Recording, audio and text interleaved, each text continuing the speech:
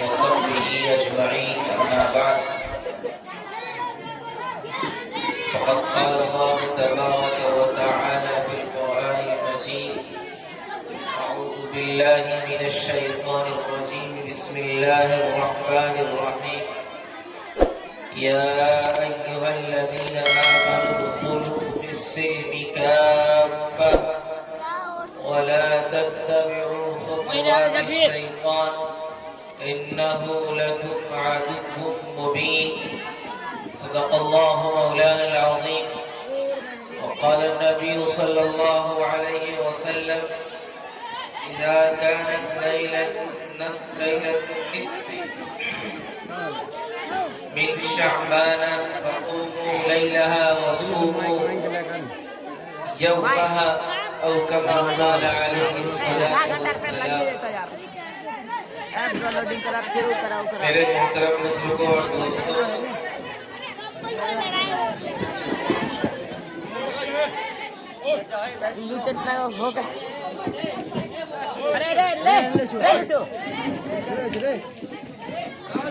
خاموشی کے ساتھ سنیں.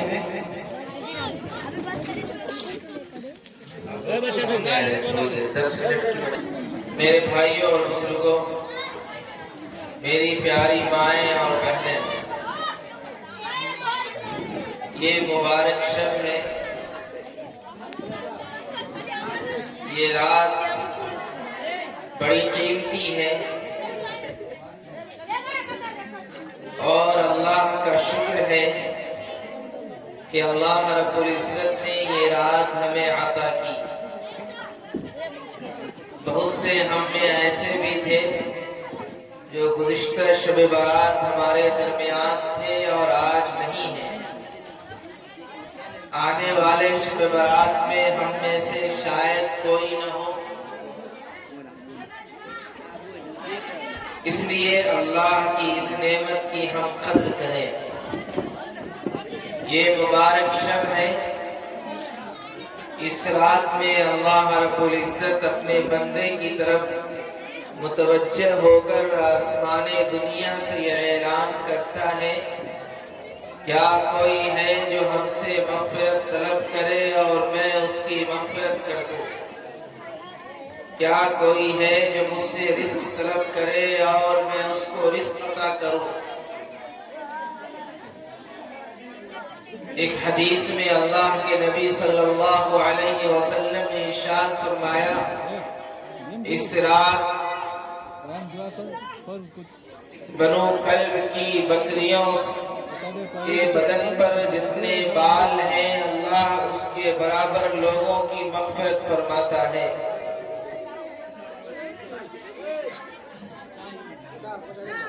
یہ مغفرت کی رات ہے. اللہ کے سامنے رونے اور گر گرانے کی رات ہے.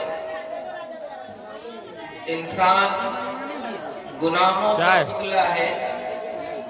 زندگی کے کسی موڑ پر خطائیں ہو جاتی ہیں، کبھی جانے کبھی انجانے.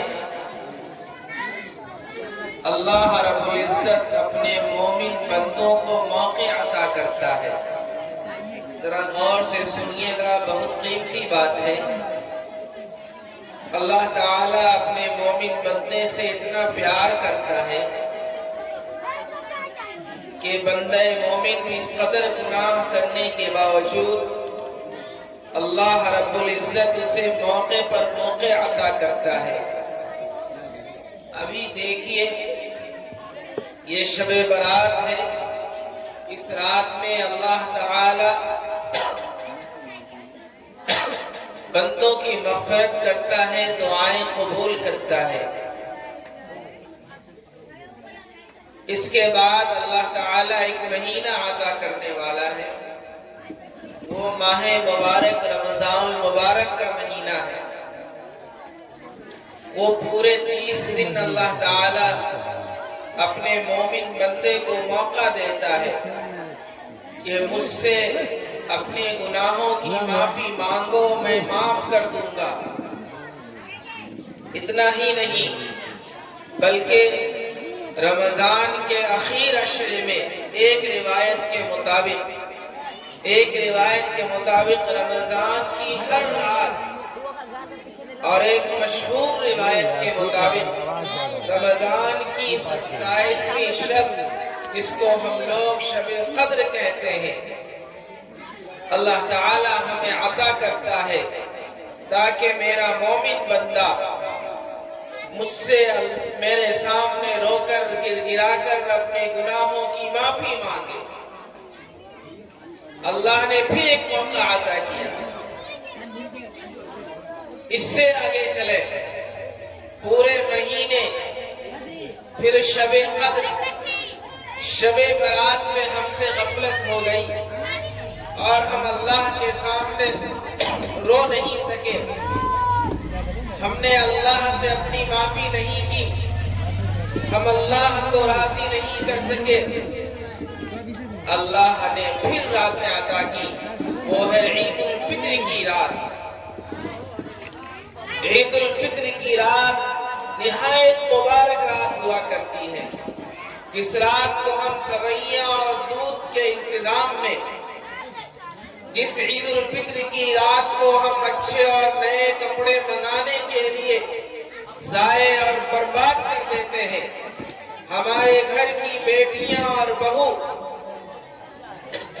اپنے گھر کو سجانے اور مہندی لگانے میں، اپنے گھروں کو سجانے میں اپنی رات کو ضائع کر دیتی ہے۔ وہ ہے شب عید الفطر کی رات، وہ رات نہایت مبارک رات ہوتی ہے۔ اللہ تعالیٰ نے وہ رات اس لیے عطا کیا کہ جس مومن بندے سے غفلت ہو گئی اور میرے مبارک مہینے کی وہ قدر نہیں کر سکا، وہ اس رات میں میرے سامنے روئے اور گڑگڑائے اور مجھ سے معافی مانگے، میں معاف کر دوں گا۔ اللہ کی رحمت کو اور دیکھیے، شب برات، شب قدر، رمضان کی مبارک راتیں، عید الفطر کی رات، ان راتوں میں ہم سے غفلت ہو گئی۔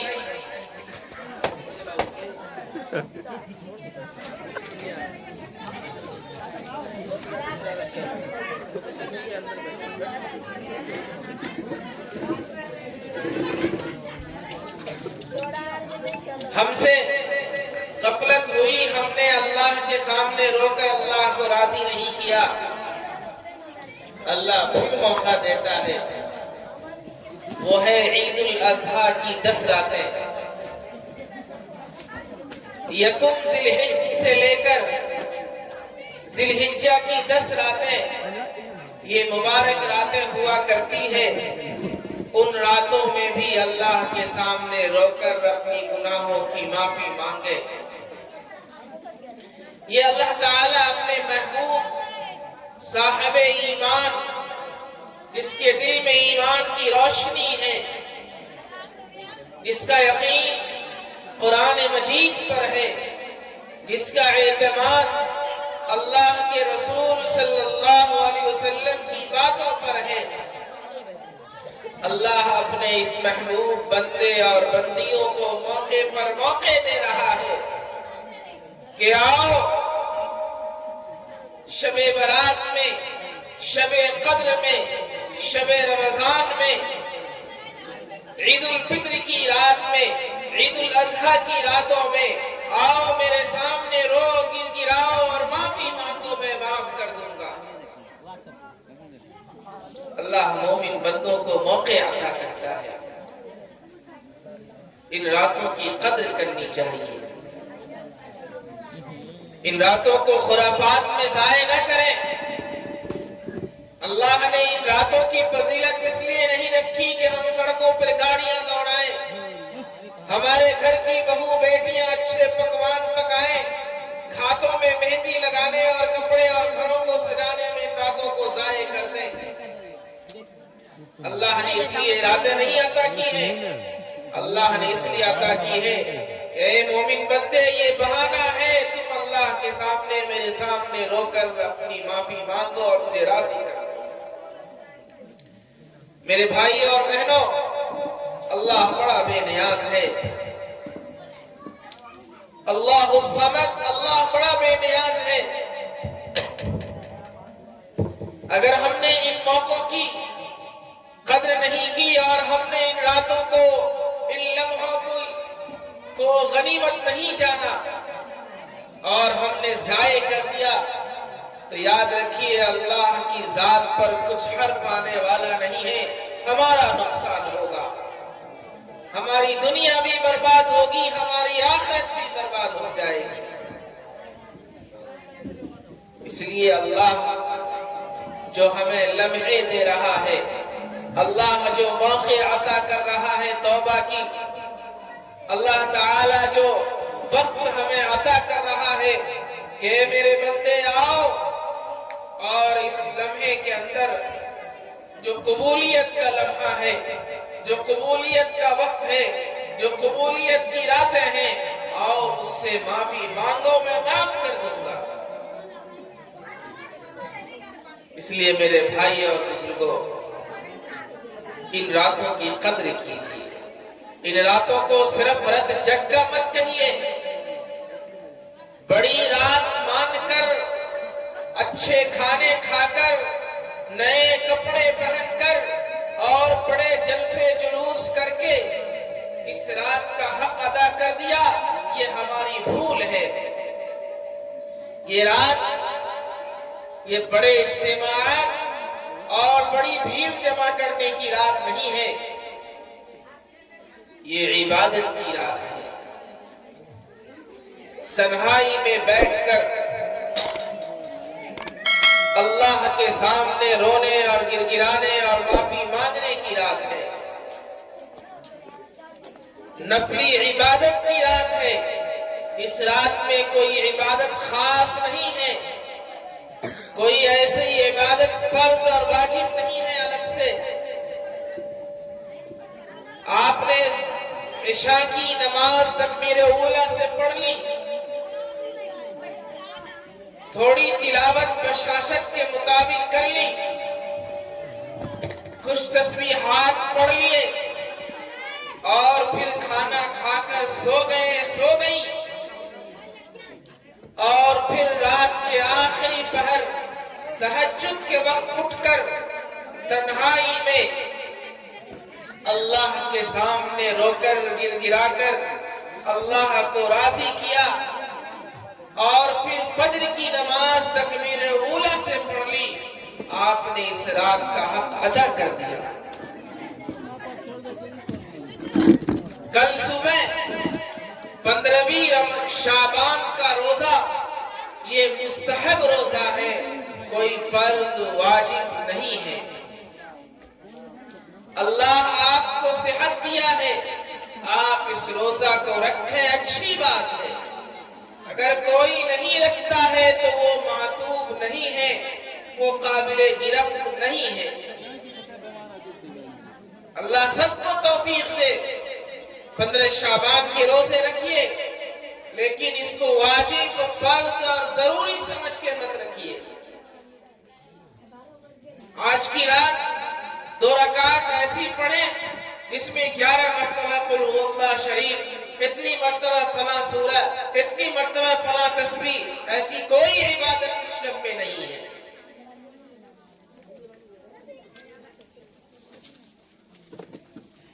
ایک بات تو یہ عرض کرنی تھی، دوسری بات یہ عرض کرنی ہے کہ میرے بھائیوں، اللہ تعالیٰ بے حساب مومنوں کو آج کی رات معاف کرتا ہے، مغفرت کرتا ہے، عام اعلان فرماتا ہے۔ لیکن کچھ بد نصیب ایسے بھی ہیں کہ اس رات اللہ کے اس انعام سے محروم رہتا ہے۔ اس میں سے ایک شخص وہ ہے جو اپنے ماں باپ کا نافرمان ہے۔ سننا میری مائیں اور بہنیں، میرے نوجوان بھائیوں، بڑی آسانی سے ہم اپنے ماں باپ کو گالیاں دے دیتے ہیں۔ وہ بہویں جو اپنے ساس اور اپنے خسر کی عزت نہیں کرتی، وہ بھی ماں باپ کے درجے میں ہے۔ وہ داماد، وہ شخص، وہ دلہا جو اپنے خسر اور اپنے ساس کی عزت نہیں کرتا، یاد رکھنا کہ آپ کی ساس اور آپ کے خسر بھی ماں باپ کے درجے میں ہیں، ان کی بھی عزت اور احترام کیجیے۔ اللہ کے نبی صلی اللہ علیہ وسلم نے فرمایا، جو اپنے ماں باپ کی نافرمانی کرتا ہے آج کی رات اللہ تعالیٰ اس کی مغفرت نہیں کرتا ہے۔ ہم سب مغفرت کے بھوکے ہیں، ہم سب کو مغفرت چاہیے، اللہ کے سامنے سرخری چاہیے، جنت ہم سب چاہتے ہیں، جنت کا پھل کھانا ہم سب چاہتے ہیں، لیکن جنت کو پانے کے لیے جو کام ہے وہ کوئی کرنا نہیں چاہتا۔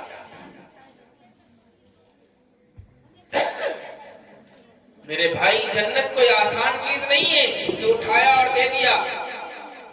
اللہ فرماتا ہے ہم نے تمہاری جان مال کے بدلے میں جنت کو خریدا ہے۔ یہ جان جو اللہ نے عطا کی ہے اور جو مال اللہ نے آپ کو دیا ہے، اس کے بدلے جنت دے گا۔ یہ جان اور یہ مال ہمارے پاس اللہ کی امانت ہے۔ جو شخص، جو مرد، جو عورت اللہ کی اس امانت کی حفاظت کرے گا، اور اللہ کی امانت کی حفاظت کا مطلب یہ ہے کہ اللہ کے رسول کے بتائے ہوئے طریقے کے مطابق زندگی گزار کر جائے گا، اللہ اسے جنت عطا کرے گا۔ یہ ذہن سے بالکل نکال دیجئے کہ ہم دنیا میں اللہ کی نافرمانی کریں، ہم حرام کھائیں، ہم سود کھائیں، ہم پیاز کھائیں، ہم رشوت لیں اور اللہ ہمیں جنت دے دے، یہ ممکن نہیں ہے۔ جنت کو پانے کے لیے اللہ کی دو امانت ہمارے پاس ہے، وہ ہے جان اور وہ ہے مال۔ یہ دو امانت کی حفاظت کرو، اللہ ہمیں جنت دے گا۔ بڑا آسان ہے ہاتھ اٹھانا اور کہنا ہے اللہ ہمیں جنت عطا کر دے۔ کبھی ہاتھ کو نیچے کر کے اور اپنے چہرے کو، اپنے منہ کو گریبان میں ڈال کر سوچنا کہ جو دعا ہم نے ابھی مانگی ہے کہ اللہ جنت الفردوس میں اعلیٰ مقام عطا کر، کیا اس کے تقاضوں پہ عمل کیا تھا؟ ٹھنڈی رات ہے، ٹھنڈی ہوا چل رہی ہے، مؤذن مسجد سے اذان دے رہا ہے، حی علی الصلاۃ، حی علی الفلاح، آؤ کامیابی کی طرف، آؤ نماز کی طرف، اور ٹھنڈی ہوا چل رہی ہے، ٹھنڈی رات ہے، اندھیری رات ہے، راستہ بڑا ہی مشکل ہے۔ کیا ہم نے ایسے وقت میں مؤذن کی آواز پہ لبیک کہہ کر مسجد میں آ کر اپنی پریشانی کو مسجد کی فرش پہ رگڑ کر اللہ سے معافی مانگی تھی؟ نہیں مانگی۔ پھر جنت کس چیز کی؟ جنت چاہتے ہو تو اللہ کی امانت کی حفاظت کرنی ہوگی، اور حفاظت کا مطلب ہے اللہ کے بتائے ہوئے راستے پہ عمل کرنا۔ میرے بھائی اور بزرگوں، میری بات تھوڑی سخت ہوتی ہے لیکن اسے سمجھنا پڑے گا۔ قرآن کہتا ہے یا ایھا الذین آمنوا ادخلوا فی السلم کافہ، اے ایمان والو اسلام میں مکمل داخل ہو جاؤ۔ لیکن ہم کیا کہتے ہیں؟ نہیں، ایسا نہیں ہوگا، ہم بیٹی کی شادی کریں گے تو دنیا کی ساری رسم ادا کریں گے، ہم بیٹے کی شادی کریں گے تو دہیز لیں گے، تلک لیں گے، گاڑی لیں گے، چاہے بیٹی والے کا جنازہ نکل جائے۔ بیٹا کی شادی کریں گے تو اپنی شادی میں 300 بارات لے کر جائیں گے، اور بارات وہی کھائے گی جو ہم چاہیں گے، بکرا ہو، فلاں ہو، فلاں ہو۔ اتنی ہی خواہش ہے تو خود کما کے کھا لو میرے بھائی۔ کسی کے دروازے پر جا کر اور اپنی خواہش کو جتا کر کھانا کھانا یہ مہمان کی شان ہوتی ہے کیا؟ کہیں دیکھا ہے ایسا کوئی مہمان کہ بھائی میں آپ کے دروازے پہ آیا ہوں لیکن سنو بکرا کھاؤں گا؟ آپ کیا کہیں گے کتنا بدتمیز ہے یہ مہمان. دولہا دسترخوان پہ بیٹھا ہے نمک کا کھانا نہیں کھا رہا ہے. دولہا بابو کیا ہو گیا؟ میرے رشتہ دار خاندان والے نے سکھا کے بھیجا ہے نمک مت کھا لینا جب تک کوئی چیز تمہیں قبول نہ کر لیا جائے. گاڑی گھوڑے بیل بکری پتہ نہیں کیا کیا. قرآن میں لکھا ہے کیا؟ حدیث میں لکھا ہے کیا؟ میری مائیں اور بہنیں، جتنا شریعت پہ عمل کرنا مردوں کے لیے ضروری ہے اتنا ہی شریعت پہ عمل کرنا آپ کے لیے بھی ضروری ہے. اگر آپ کے ذہن میں کسی حصے میں اگر یہ بات رکھی ہوئی ہے کہ آخرت میں میرا کچھ بھی نہیں ہوگا تو ذرا غور سے کان کھول کر سنیں. پیارے نبی صلی اللہ علیہ وسلم کی چہیتی بیٹی جن کے نام پہ ہم اپنی بیٹیوں کے نام رکھتے ہیں فاطمۃ الزہرا، افسوس یہ ہے کہ ہم نے حضور پاک صلی اللہ علیہ وسلم کی چہیتی بیٹی کا نام تو لیا کردار نہیں لیا. حضرت فاطمۃ الزہرا کی پہچان حیا سے ہے، شوہر کی اطاعت سے ہے، شوہر کی فرما برداری سے ہے، اپنے گھر کو جنت بنانے سے ہے. حضرت فاطمۃ الزہرا کا نام تو اپنی بیٹیوں کا رکھ لیا لیکن فاطمۃ الزہرا کی تعلیم سے اپنی بیٹیوں کو ہم نے محروم رکھا. بیٹی گھر سے جا رہی ہے اور کان میں یہ بات ڈالی جا رہی ہے دیکھو نند کے بہکاوے میں مت آنا، دیکھو اپنے خسر کی باتوں میں مت آنا. تھوڑی سی انبن ہو گئی فوراً بیٹی کو کال کیا اور گھر بنا لیا، بنا بنایا گھر کو اجاڑ کر رکھ دیا. صرف فاطمۃ الزہرا نام رکھ لینے سے گھر گلزار نہیں بنتا یا بیٹی فاطمۃ الزہرا نہیں بن جاتی، اسے حضرت فاطمۃ الزہرا کی حیا کی چادر اڑانی پڑے گی.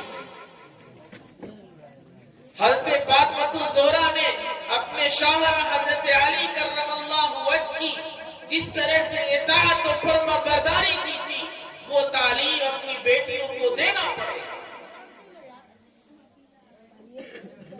کئی دنوں تک گھر میں فاقے پڑ رہے ہیں، حضرت فاطمۃ الزہرا کی زبان پر شکایت نہیں ہے. اور آج 1 سے 2 ٹائم گھر میں مرغا کا گوشت نہ آوے، گھر میں اچھا کھانا نہ بنے، کوئی فنکشن اور شادی ہو گئی اور اچھا لباس نہیں دیا، فوراً زبان پہ شکایت آتی ہے آپ نے ہمارے لیے کیا ہی کیا تھا. جس شوہر نے اپنی بیوی کو خوش رکھنے کے لیے اپنے گھر کے آرام کو تیاگ کر دلی بمبئی کلکتہ کی سرزمین میں جا کر اپنی نیندوں کو حرام کر کے بوجھ اپنے کندھوں پہ اٹھا کر تمہیں خوش رکھنے کی کوشش کی، جب وہ شوہر گھر آتا ہے اور سامان کھولتا ہے اور بیوی کا نیا لباس نظر نہیں آتا تو بیوی کی زبان پہ یہ بات جاری ہوتی ہے کہ میرے لیے کیا لائے. یہ حضرت فاطمۃ الزہرا کی شان نہیں تھی. حضرت فاطمۃ الزہرا نے اپنے شوہر حضرت علی کرم اللہ وجہ کا ہر موقع پر ساتھ دیا ہے، تب جا کر حضرت فاطمۃ الزہرا کا گھر جنت نما بنا تھا. اس لیے اپنے گھر کو اگر جنت بنانا چاہتی ہیں تو حضرت فاطمۃ الزہرا کا صرف نام رکھنا کافی نہیں ہوگا بلکہ حضرت فاطمۃ الزہرا کی تعلیم اور ان کے کردار کو اپنی زندگی میں داخل کرنا پڑے گا. آپ کو پتہ ہے حضرت خدیجہ الکبریٰ رضی اللہ عنہا کون تھی؟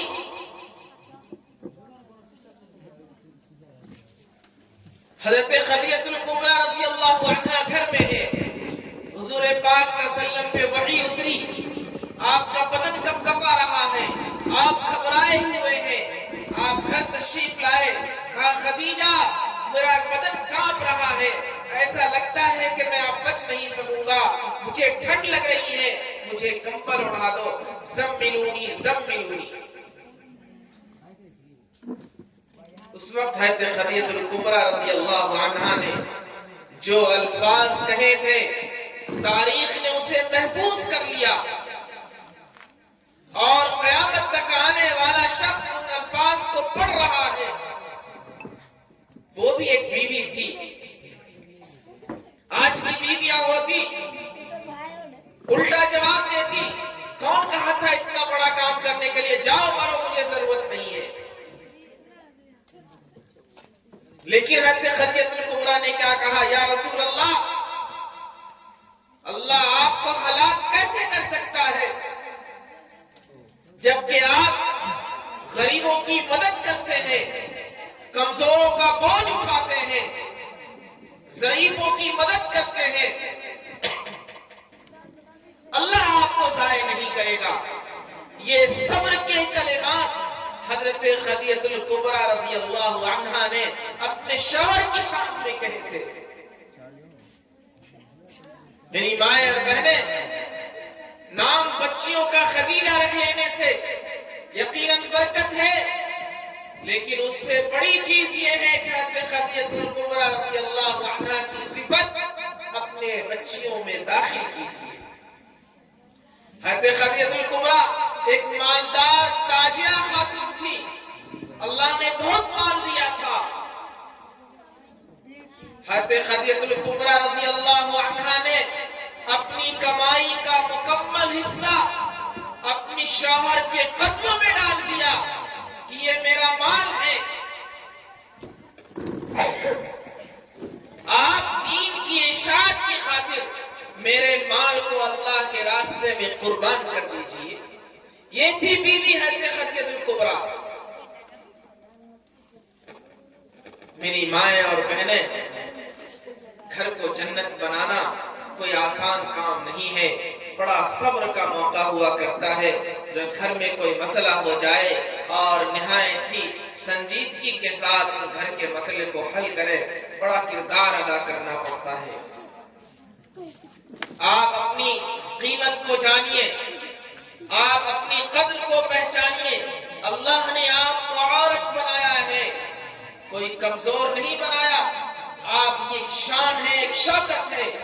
قرآن مجید نے آپ کی نسبت سے مکمل سورہ نازل فرمایا جس کو سورۃ النساء کہتے ہیں۔ نساء کے معنی عورت کے آتے ہیں، کوئی سورۃ الرجال مردوں کے نام سے قرآن میں سورت موجود نہیں ہے۔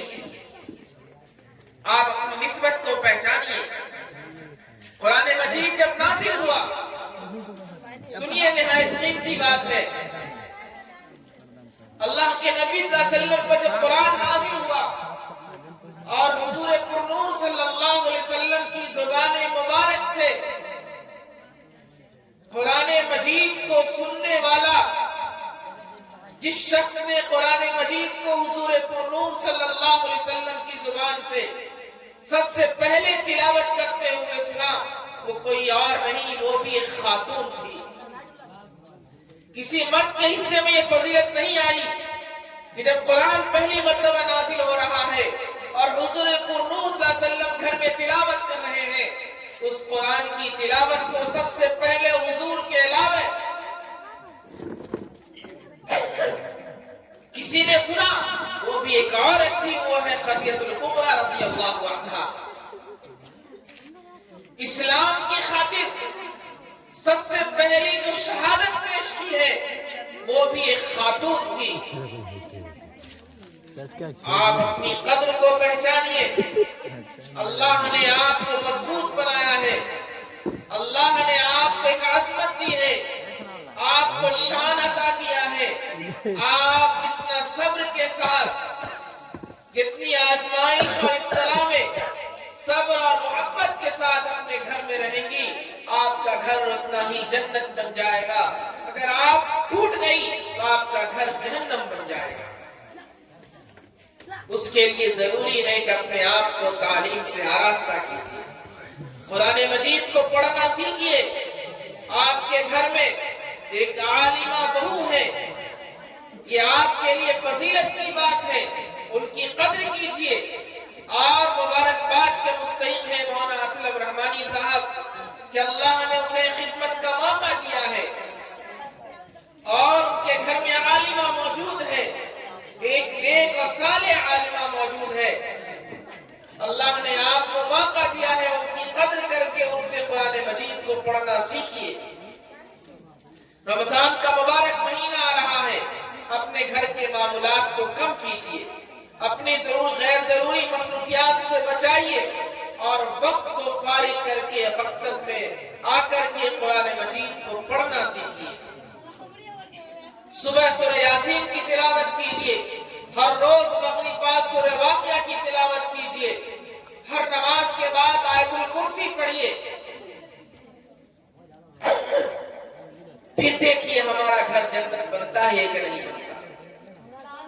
ہم نہ نماز پڑھیں گے، نہ سورہ واقعہ پڑھیں گے، نہ سورہ یاسین پڑھیں گے، نہ آیت الکرسی پڑھیں گے، نہ سبحان اللہ، نہ الحمدللہ، نہ اللہ اکبر کی تسبیح پوری کریں گے، اور پھر کریں گے میرے گھر میں سب بیمار رہتا ہے تو وبا اور بیماری کے علاوہ اور نہیں آئے گا تو کیا ہے؟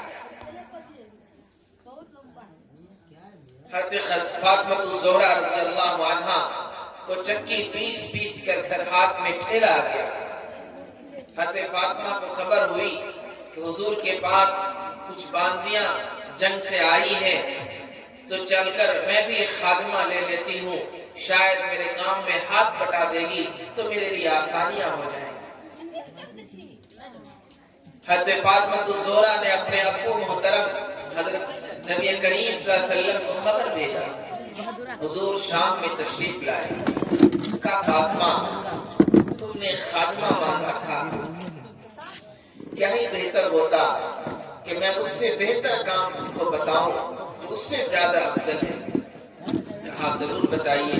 فرمایا یہ 3 تسبیح روز پڑھ لیا کرو، تمہارا کام آسان ہو جائے گا۔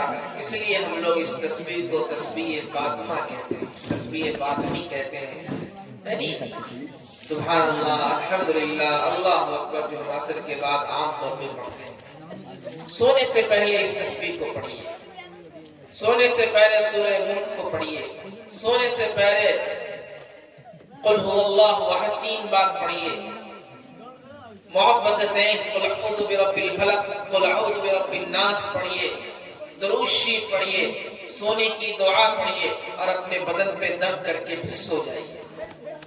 لیکن آج کل سونے کی سنت کیا ہے؟ موبائل دیکھ کر سونا، موبائل کا ڈاٹا ختم کر کے سونا، واٹس ایپ کو دیکھ کر سونا، فیس بک دیکھ کر سونا، کوئی سہیلیاں ہو تو ان کو بات کر کے سونا، یہ آج کے سونے کی سنت ہے۔ اس سے گھر میں کامیابی آئے گی؟ کتنے فجر کی نماز پڑھتے ہیں اور پڑھتی ہیں؟ فجر کی نماز پڑھنے والوں کا اللہ تعالیٰ رزق میں وسعت عطا کرتا ہے۔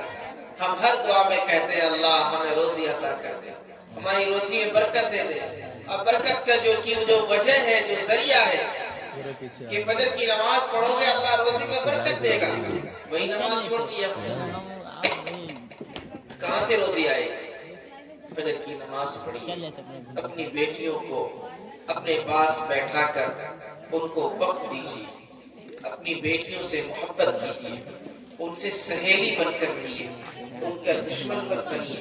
چھوٹی چھوٹی باتوں پر ان کو ڈانٹنا، جو باپ ہیں اپنے بیٹوں کو چھوٹی چھوٹی باتوں پہ ڈانٹنا، یہ اولاد کو آپ کے خلاف کھڑا کرنے کا ذریعہ ہے۔ آج جو دور سے ہم گزر رہے ہیں، اس دور میں ہم اپنی اولاد کو ڈانٹ نہیں سکتے، ڈپٹ نہیں سکتے، گالیاں نہیں دے سکتے، مار نہیں سکتے۔ ان کے ساتھ محبت کیجیے، ان کو وقت دیجیے۔ جب آپ اپنی اولاد کو وقت نہیں دیں گے، اولاد موبائل میں اپنا وقت گزارے گا۔ جب ماں باپ نے اپنی اولاد کو وقت دینا چھوڑا دنیا نے ہر ایک کے ہاتھوں میں موبائل پکڑا دیا، تم اس میں مصروف ہو جاؤ۔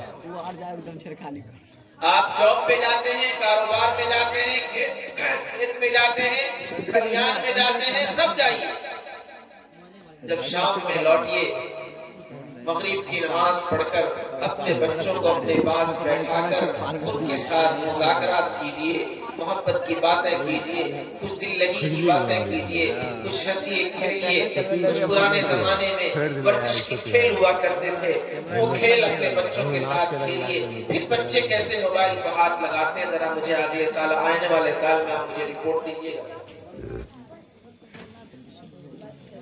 اپنے بچوں کے ساتھ آپ کھیلیے۔ جب بچوں کے ساتھ آپ وقت لگا کر نہیں کھیلیں گے تو آپ کے بچے موبائل پہ ویڈیو گیم کھیلیں گے۔ جب آپ اپنے بچوں کے ساتھ دل لگی کی اور ہنسی کھیل کی باتیں نہیں کریں گے تو بچے کامیڈی دیکھیں گے موبائل پہ جا کر۔ مائیں اپنی اولاد کے لیے سب سے بڑی کارٹون ہوا کرتی ہے۔ بچہ ناراض ہے، رو رہا ہے، دودھ نہیں پی رہا ہے، مائیں الگ الگ حرکت کر کے بچے کو مناتی ہے۔ آپ ان کے سامنے حرکت کیجئے، بچہ آپ کے ساتھ ہوگا، نہیں تو موبائل کا کارٹون دیکھ کر دودھ پیے گا۔ تھوڑا بچہ ناراض کیا ہوا، فٹ سے موبائل لگا دیا۔ تو جو جس چیز کو دیکھ کر بڑا ہوا ہے اسی کو مانے گا وہ۔ آپ کو دیکھ کر بڑا ہوا نہیں تو آپ کو ماں کہاں سے جانا؟ تو آپ نے موبائل میں جس خبیث اور جس غلیظ شخص اور جس گندے لوگوں کے چہرے کو دکھا کر اپنے بچوں کو پالا ہے، وہ اس کے لیے ہیرو ہے، آپ نہیں ہیں۔ اگر آپ اپنے بچوں کی نگاہ میں ہیرو بننا چاہتے ہیں تو آپ اپنے آپ کو بچوں کے ساتھ مشغول کیجیے۔ اگر بھائی بڑا ہے، اپنے چھوٹے بچوں کے ساتھ بڑا بھائی بن کر ان کے ساتھ وقت گزاریں، کھیلیے کودیے۔ چھوٹی چھوٹی دل لگی والی پہلے پہیلیاں چلا کرتی تھی، سہیلیاں آپس میں پہلی باتیں کیا کرتی تھے، ایک دوسرے سے پوچھا کرتی تھی۔ آج کس کو پہلی یاد ہے؟